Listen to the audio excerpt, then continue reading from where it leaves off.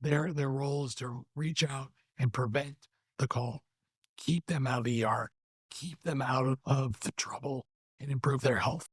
And by the way, along the way, we lower our call volume.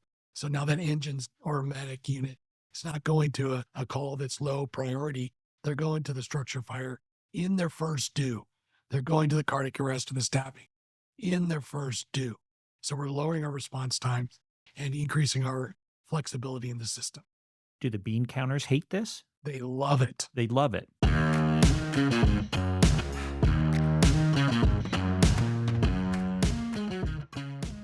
Today, we're joined by Dr. David Miramontes. He's the medical director for the San Antonio Fire Department.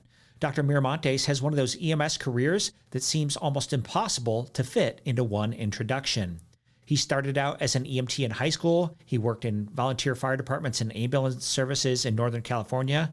He went on to become an RN and worked in the ICU and ER. And then after going to medical school, he flew on life flight out of Toledo. And later, he served as the medical director for the fire department that covers Washington, D.C. Now, he leads one of the most innovative fire-based EMS systems in the country. In this episode, we talk about community paramedicine, hospice response, behavioral health, and how San Antonio Fire Department is using EMS not just to respond to emergencies, but to prevent them. This conversation is a great reminder that sometimes the most important thing EMS can do is not just transport the patient, but to figure out what the patient actually needs and solve the problem in front of us. Let's get into it. Well, Dr. Miramontes, it's so great to see you again. Thank you for being on the podcast. Sure, I'm glad I'm here. We can talk about all kinds of things. You have an incredible background from all over the country. Let's start with you were a firefighter and an EMT. Tell us about that. So I actually started as an EMT in the volunteer fire departments in California in the Gold Country area. I actually was an EMT in high school. So kind of a cool thing. We started in the Fire Explorers and did the volunteer fire thing in the foothills of California, Northern California, and Amador County. And then I worked on an ambulance. My parents wanted me to college. I said, no, I want to do this EMS stuff. And so I actually lived in a fire station for 2 years. And I worked on a small mom and pop ambulance company.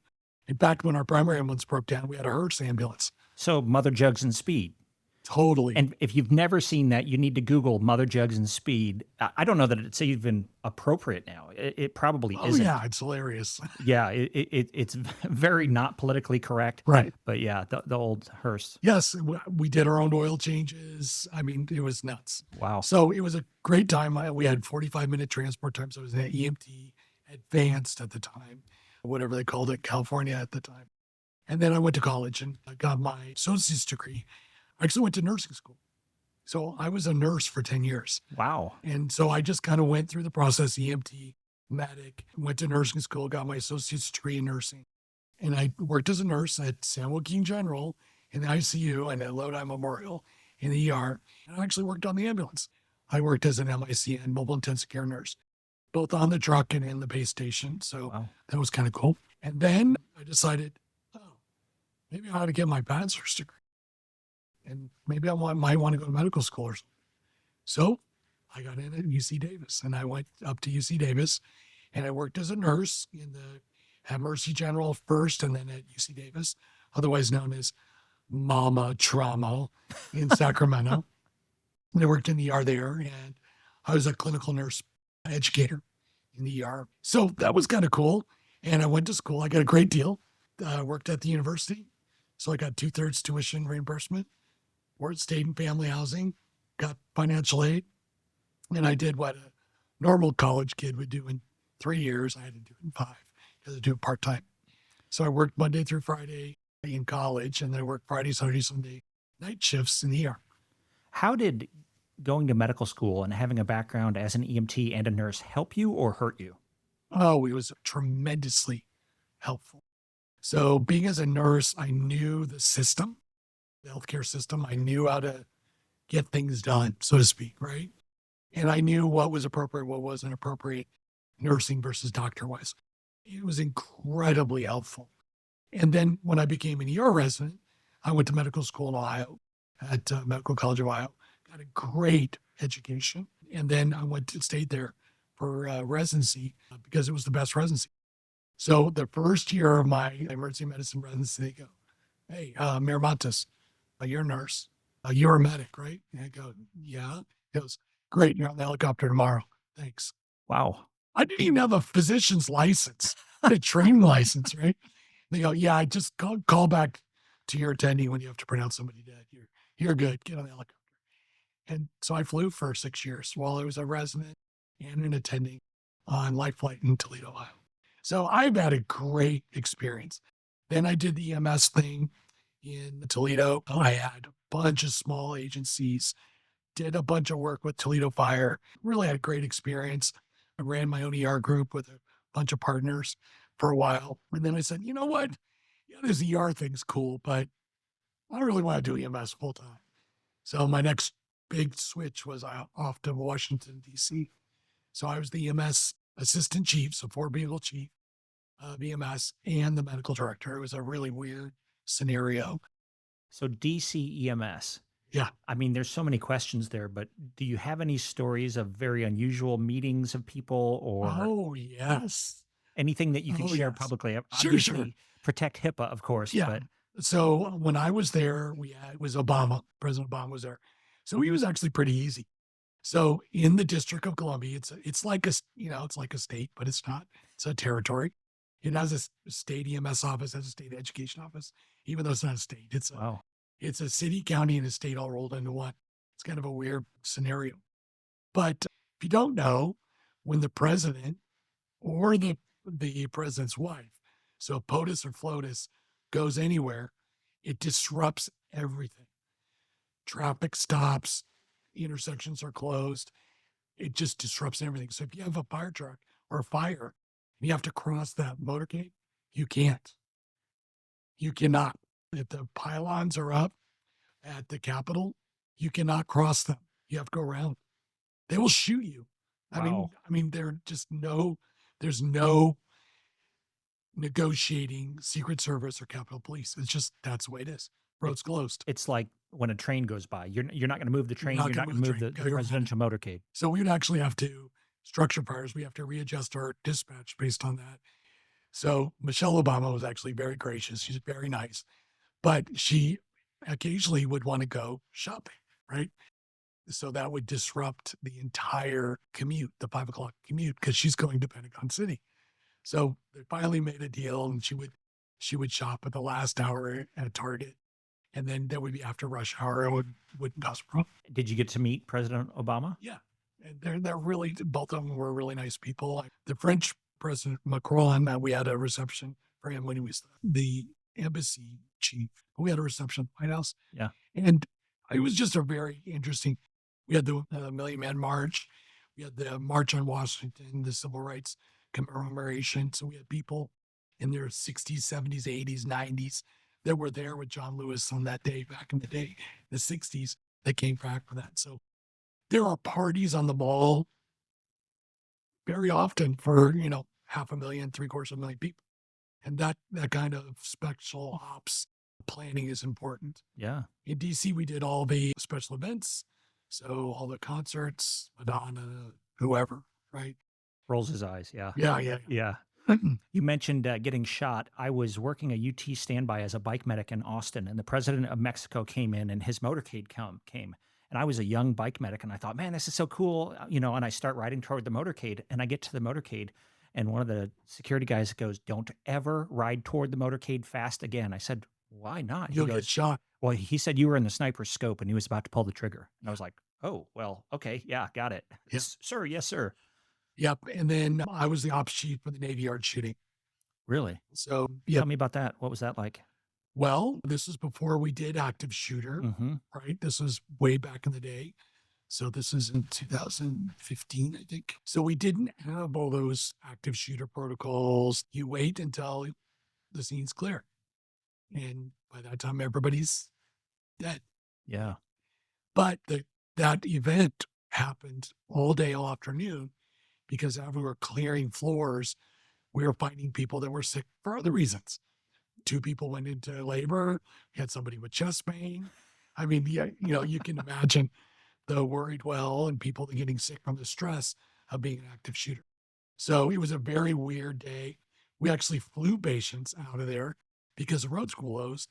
And so we actually had the Park Service Eagle land on a building. We evacuated some people and flew them literally across town because it was the fastest way to get them out of there. How many people died that day, or how many It people were was shot? 12, if I recall correctly, instantly, and then the shooter. Wow. Yeah. So that experience got you the position that you're in right now. Yeah. So we were switching mayors, and with politics, when you switch mayors, policies change, things change. And I wasn't getting a good feel for it at the time. And I would really, really wanted to do something different. Thank God I came to Texas. So this is the best EMS doctor job I've ever had, ever. So what people don't realize is Texas is the delegated practice state. Can you expand on that? So we have no rules. I mean, we have some rules, right? We have rules about this is the rules the ambulance have to obey from the state, but there's no state protocols. There's no state medical director.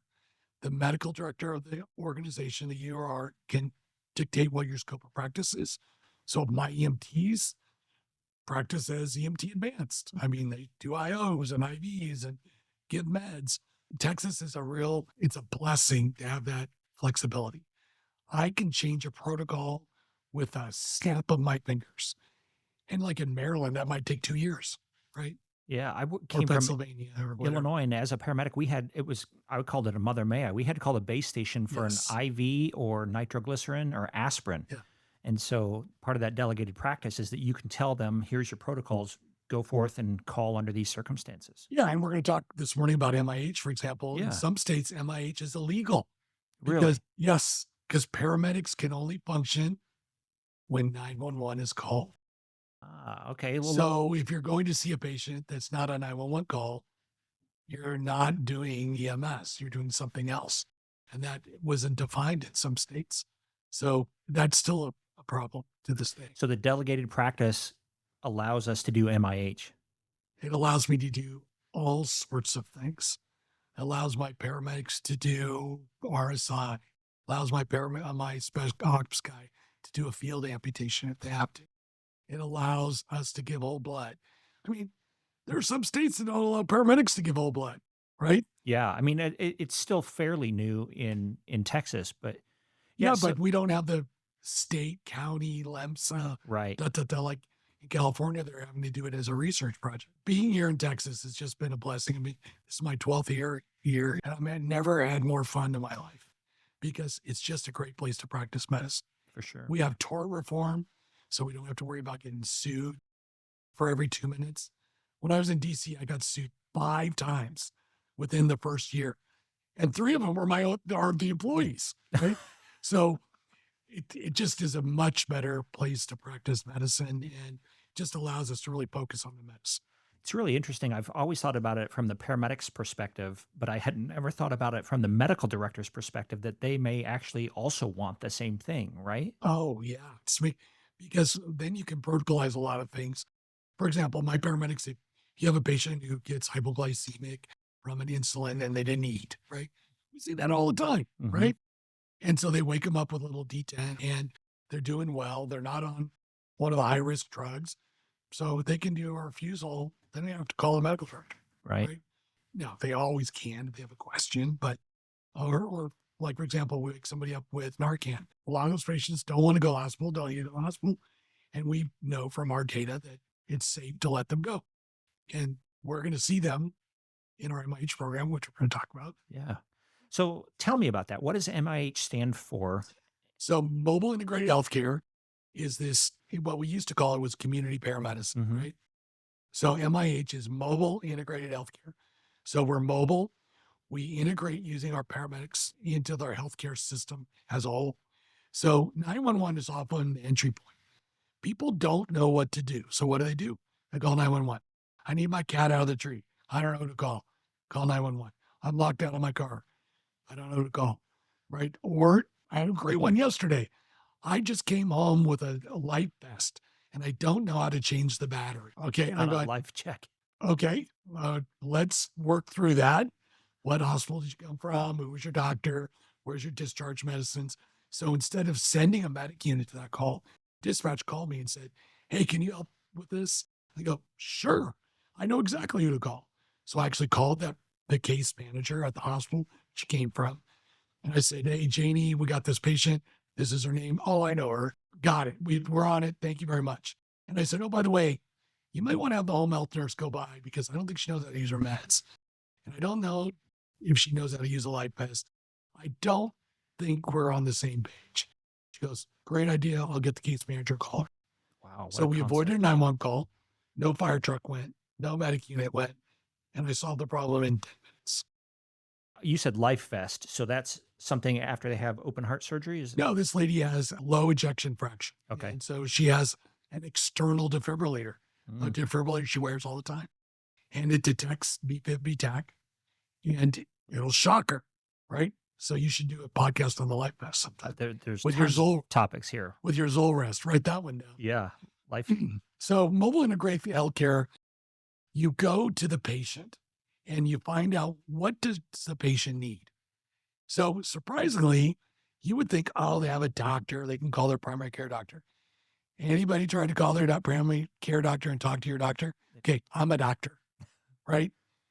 You're going to go through a phone tree or you have to message an app and we'll get back to you in 24 to 48 hours or 2 business days, right?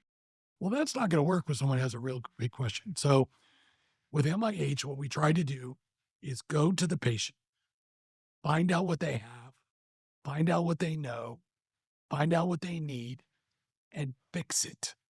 So my MIH paramedics will start with one of our service lines. Let's just talk about high volume utilizers to start the conversation. So the HBUs, gold card members, frequent flyers, whatever you want to call them.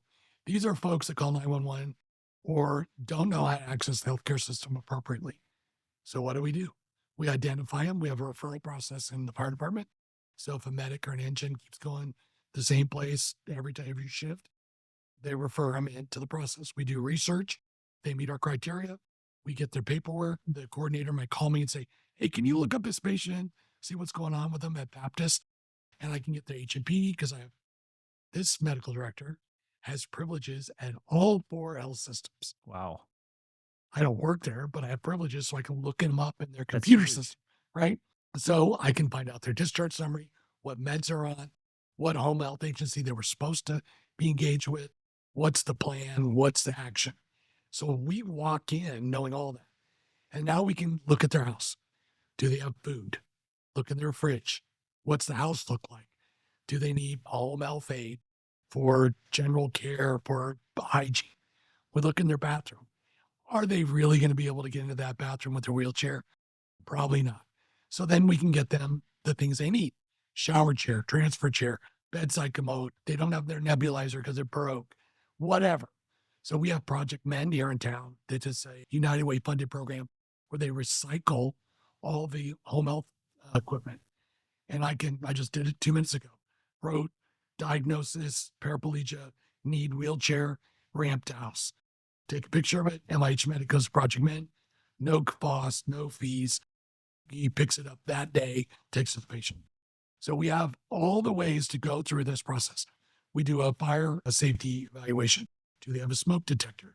We push the button, right? If we walk in and it's going beep,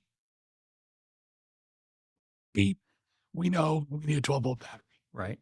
So a 9-volt. Yeah, our 9-volt battery. So we can have one of our local engine companies come put a new smoke detector. So we used to see this kind of stuff, the trip and fall hazards. We need some of those sticky things underneath yes. the legs. And so these are you'd make a referral and now somebody can follow up with that and get them. No, we just do it. You just do it.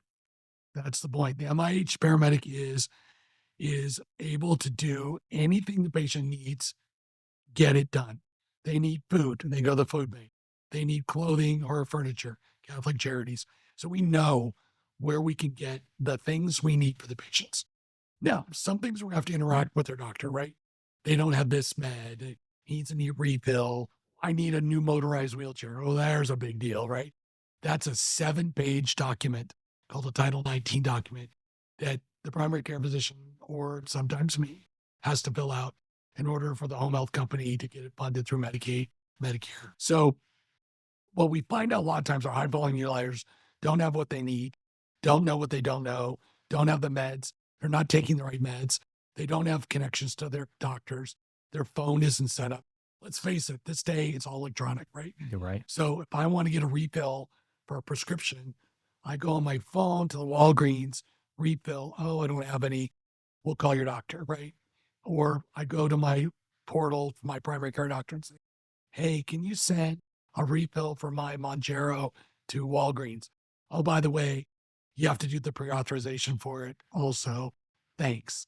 Right? So all those things that you would spend hours on the phone, you can now do through a simple, secure message on the app.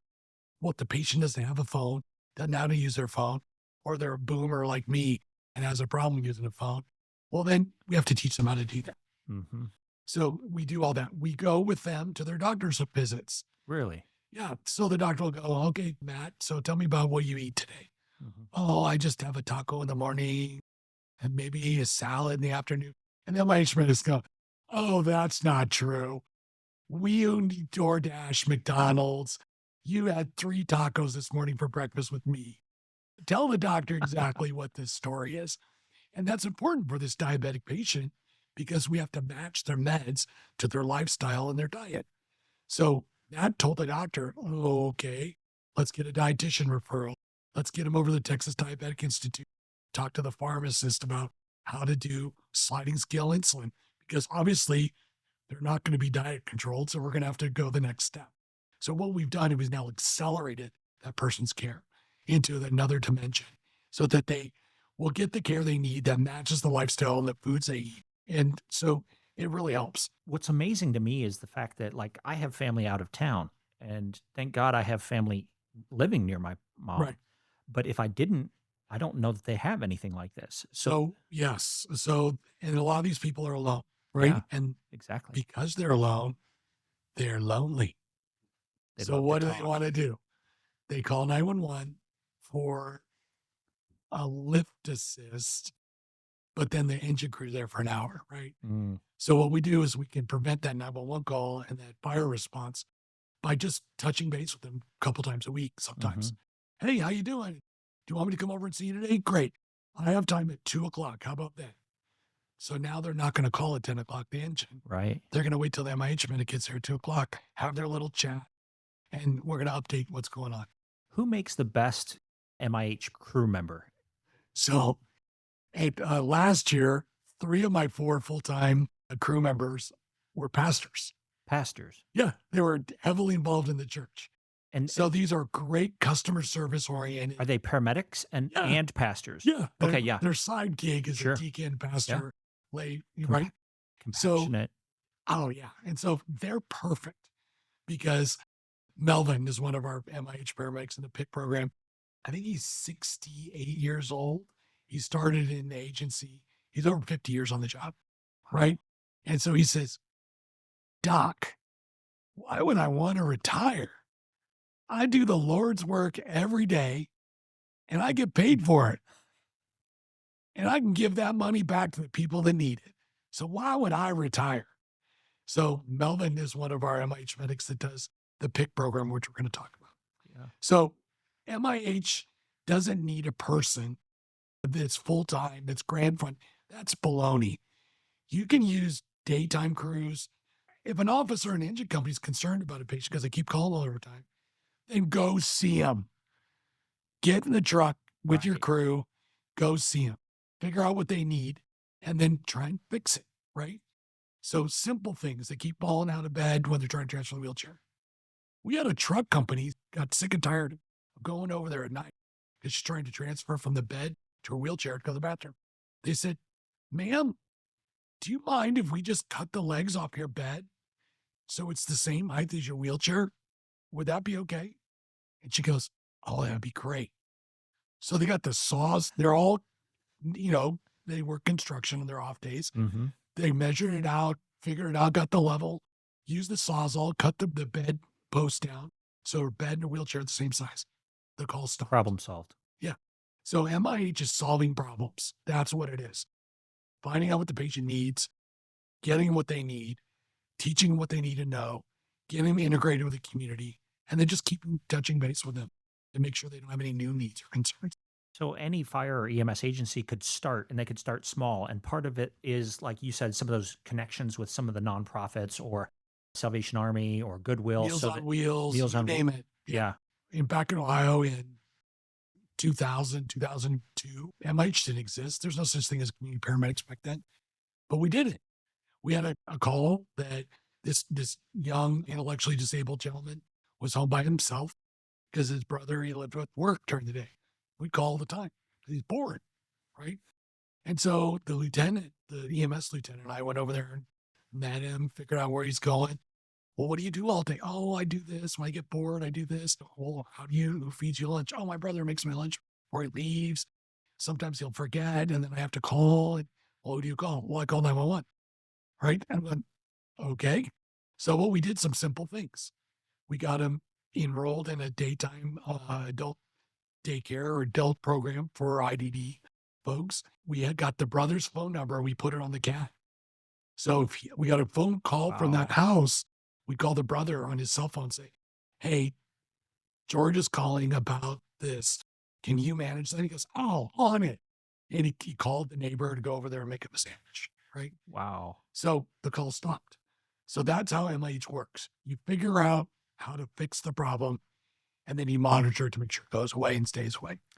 Are these just paramedics or do you have nurses or nurse practitioners or We have all of our MH programs are paramedic only. okay.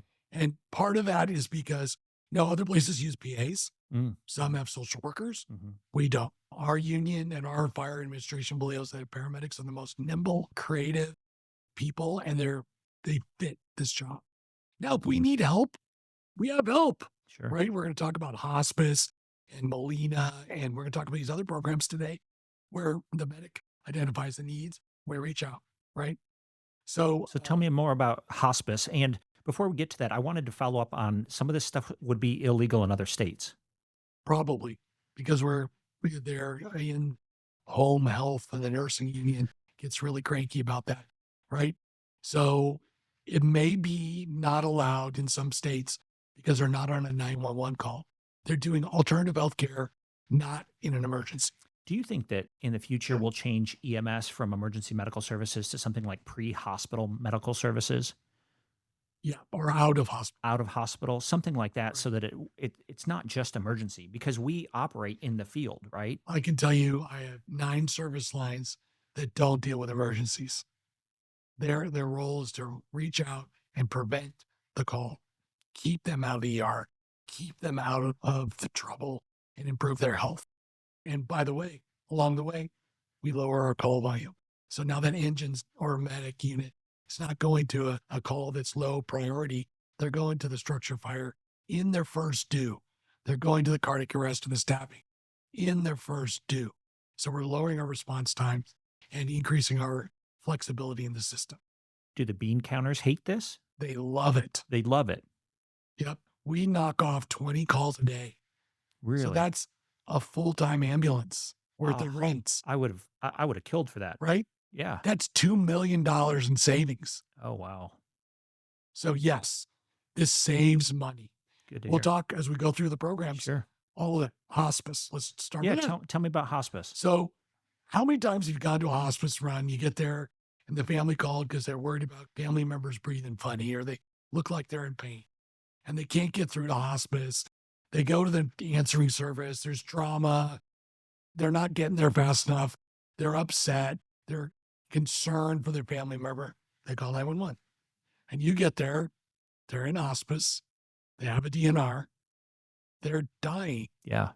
That's what they're supposed to be doing, right? They're actively dying. The problem is the family's not ready for that. And the family doesn't know how to manage them. And actually, the biggest thing a problem we have in hospice is the 1 milliliter syringe. And you say, what are you talking about?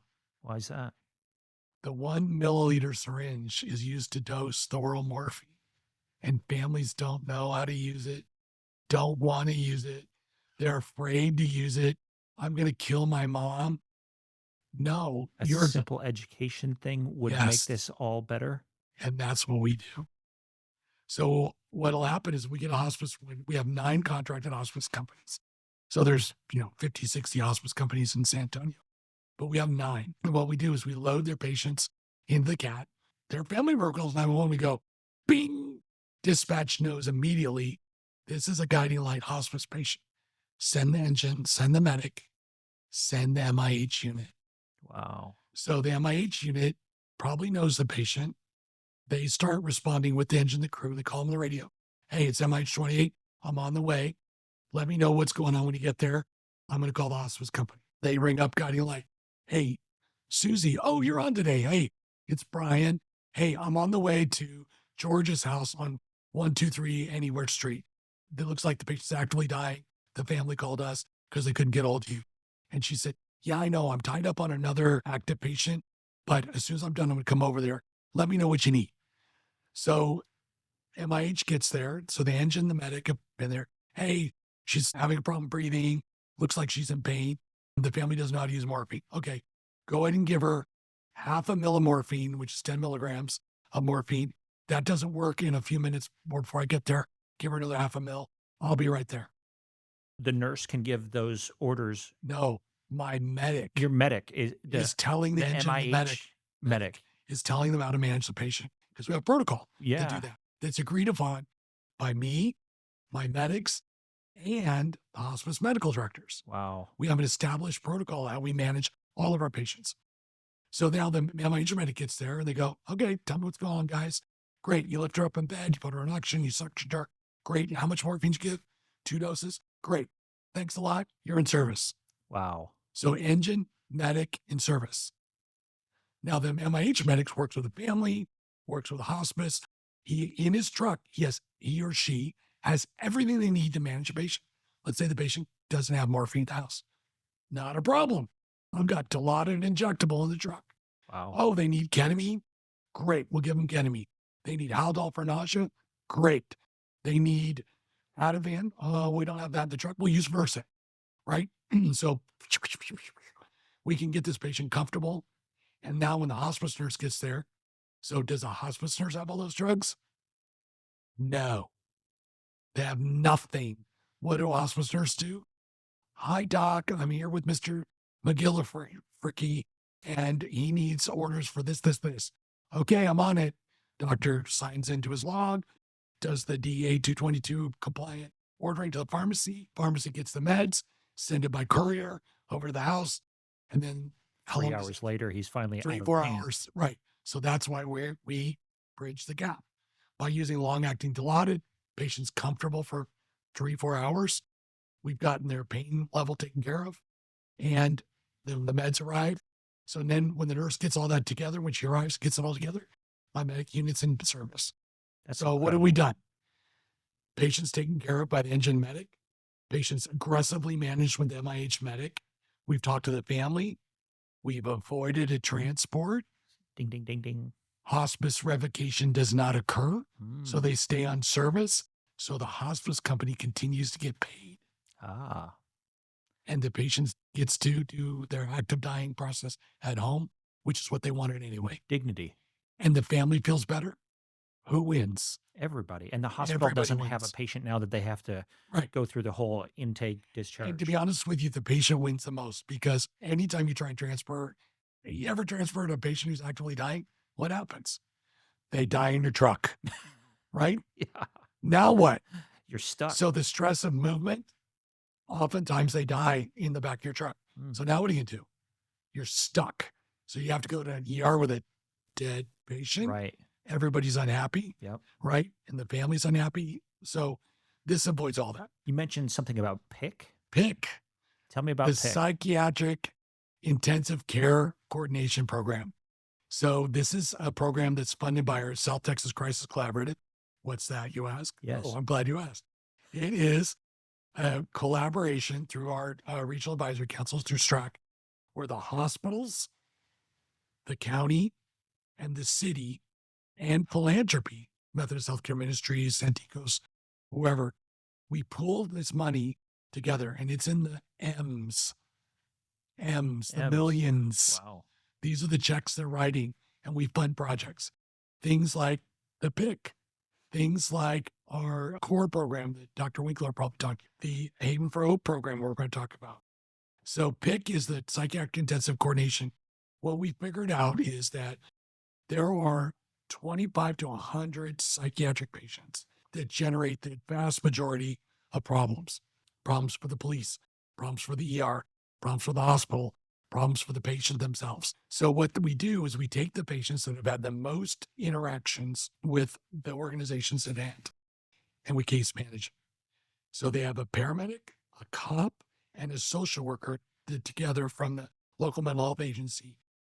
They have 2 teams of those guys. They have their own psychiatrist. They have their own clinic. They have their own nurse case manager. And they are empowered to do anything to keep that person out of the hospital. So if that means, oh, George, we found out for the clinic said that you didn't come in for your long-acting injectable for your schizophrenia. How can we get that done today? Oh, I didn't pick it up from the pharmacy and I missed my appointment. And I forgot. I was doing math yesterday. Okay, tell you what, we're going to go pick up that prescription from the pharmacy. We're going to come out to your house. Can we come over in an hour? Yeah, that's good. Hey, can you bring me a taco? Sure.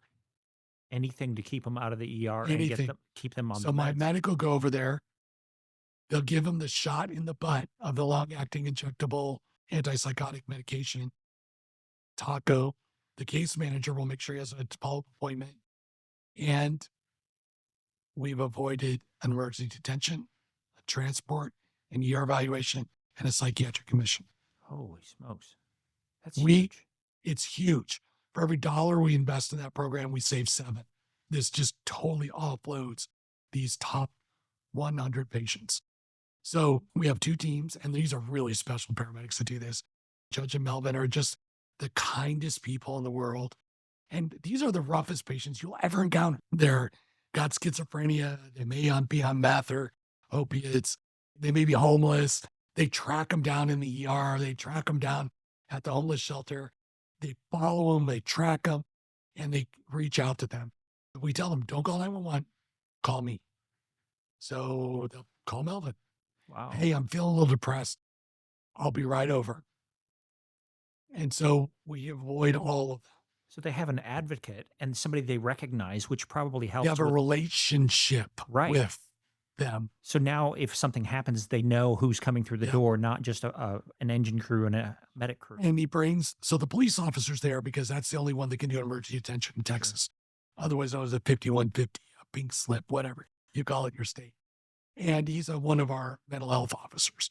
So he's not just a cop. And they're all in plain, khakis and polos, Mhm. right? The only reason why you know it's the cop is because he's got a gun hidden in his back. He has a body worn camera. So that's the only reason why you know he's a cop. Oh, wow. Otherwise, he looks like the other 2. Anybody members. else? Yeah. That's really So that's PIC. And that really has been successful. Another program funded by the STIC, the South Texas Crisis Collaborative, is the Haven for Hope project. So I have a, air quotes, clinic at the Haven for Hope. What's the Haven for Hope? It's a 14-acre homeless shelter.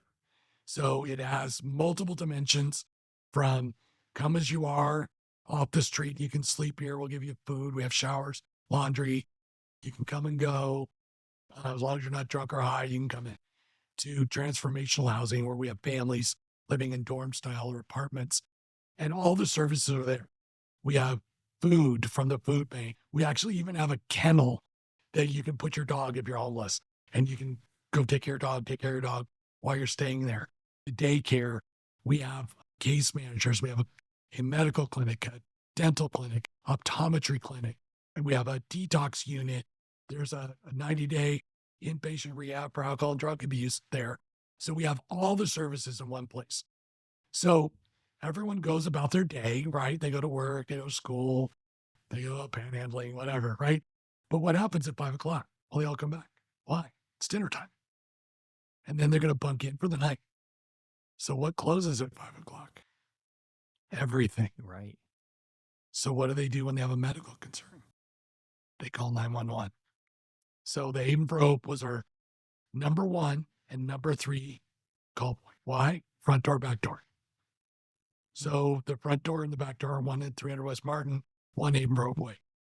So what did we do? We said, what if we put a paramedic there at night? And then he or she can manage the patient's needs. Oh, and what if we made them advanced practice paramedic? They have meds, they have antibiotics, they can do wound care. Wow. They know how to take care of a diabetic patient whose sugar is 305, right? Mhm. Okay, here's a bottle of water. Let's get security, open up the pharmacy. Let's get your insulin. Let's do your sliding scale. Let's give you your insulin. Let's see how you're doing. Are you nauseous? Here's some Sofran. Let's see how things go. And then you just hang out here while I see the other patients, and I'll recheck you in an hour. What did we just do? Again, No ambulance, right? no ER, nothing. So we took it a step farther when we're not there.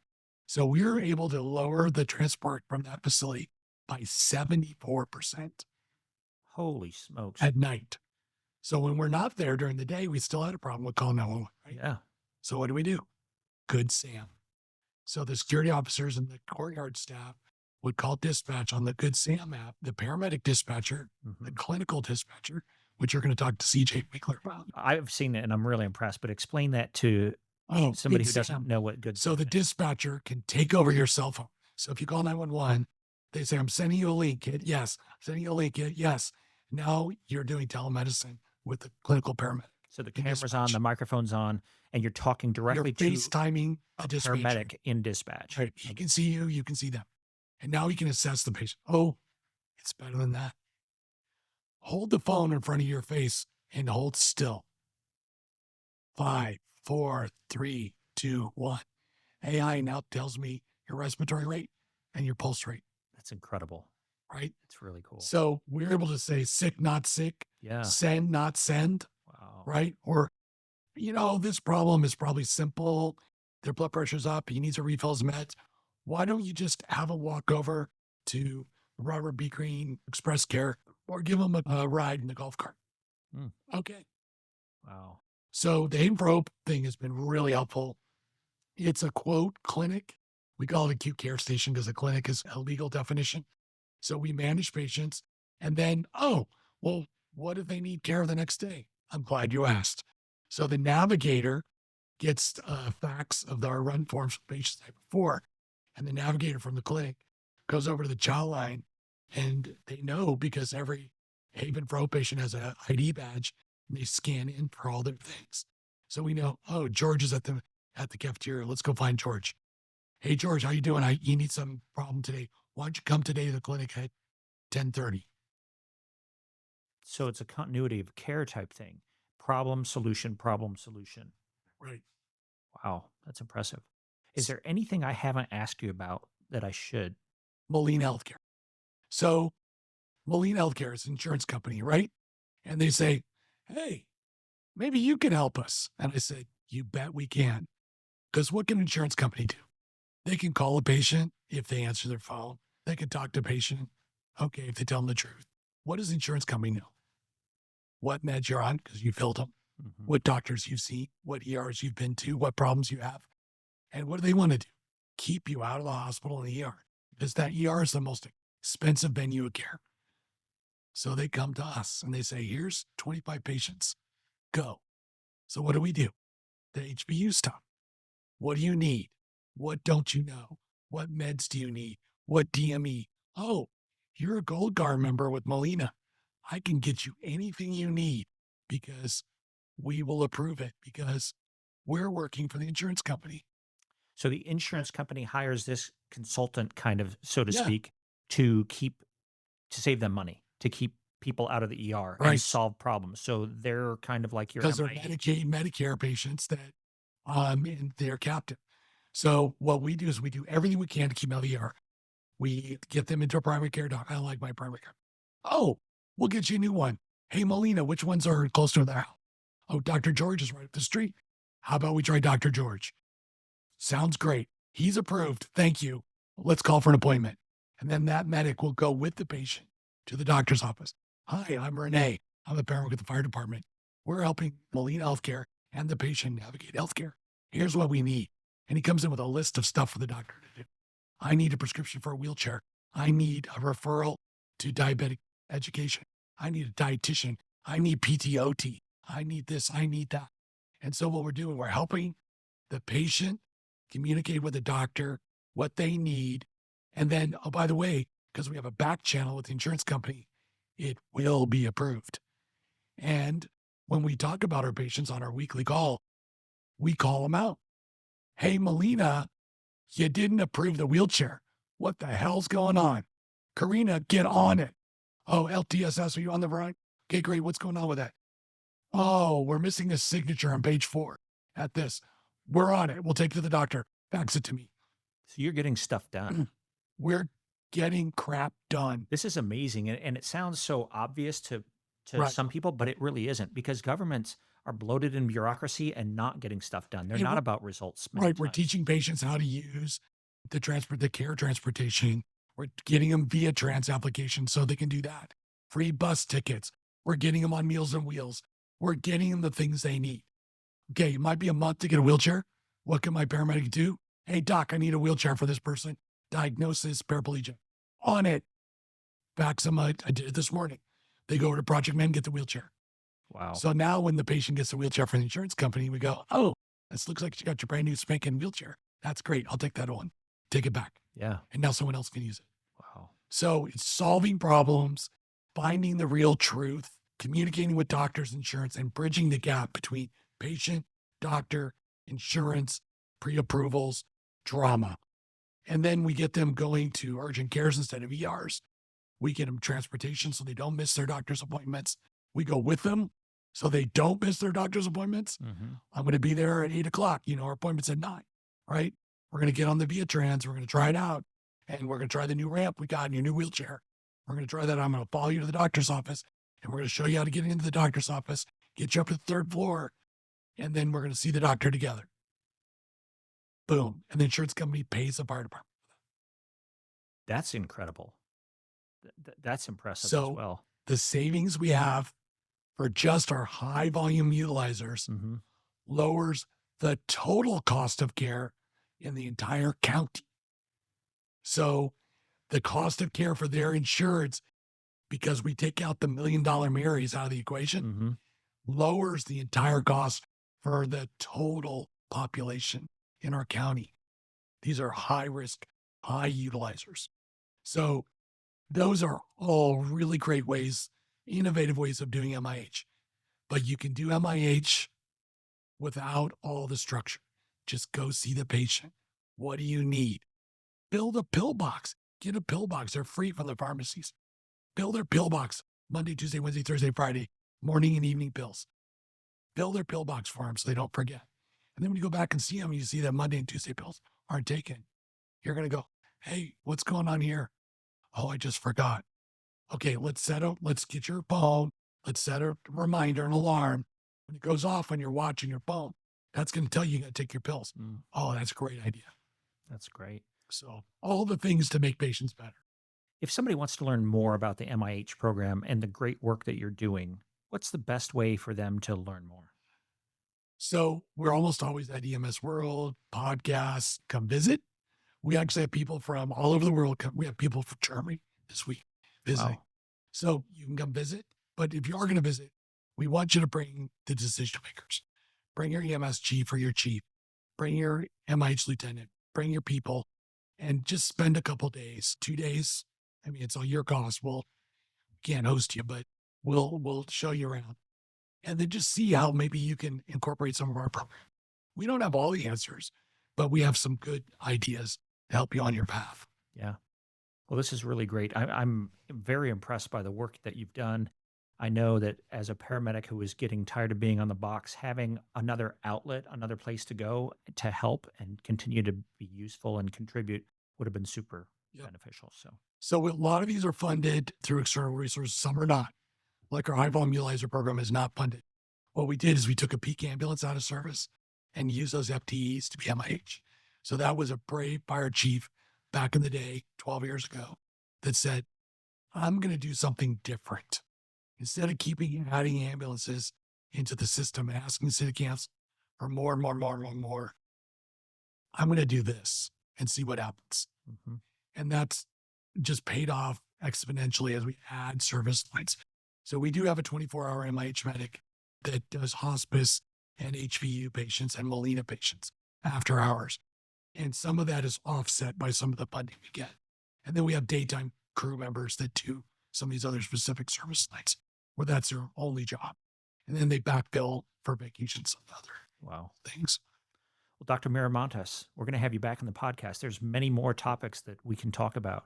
So thank you for sharing this one. Sure. Until No next problem. time, Thanks. take care. Until next time. If you'd like to become an EMT, a paramedic, or even earn your bachelor's degree in EMS from Texas State University, visit emtsacademy.com or scan the QR code on your screen. At EMTS Academy, we train the next generation of EMS professionals from the classroom to the field. Thanks for listening, and remember, the world needs more people who can stay calm, think clearly, and save lives. Until next time, stay safe.